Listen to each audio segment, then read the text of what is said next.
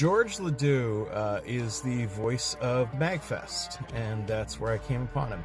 I went to MagFest for years upon years, and I heard George Ledoux's voice every time I turned around.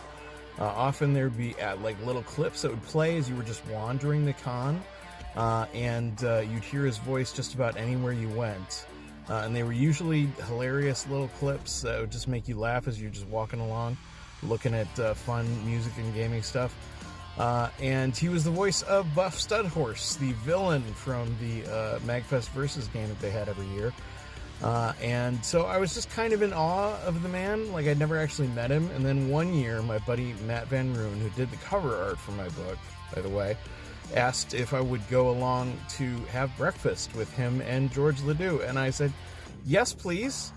And I was so utterly charmed by the man that within like 20 minutes of meeting him, I offered to pay for his breakfast, and then proceeded to pay for his breakfast for the next 2 days of the con as well.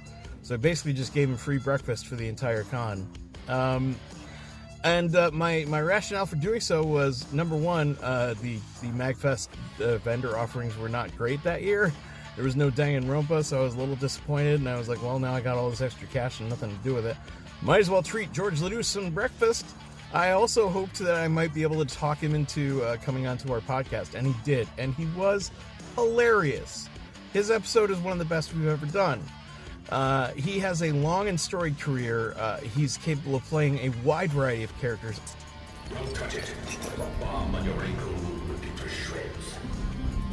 That's right. We're always watching you. That's right, ladies and gentlemen. A great day for the kickoff of the Solaris game. I have no concerns whatsoever that he's going to be able to tackle Ethan and just play it with perfect aplomb. And I'll explain why when I do Ethan's character spotlight tomorrow. See you then.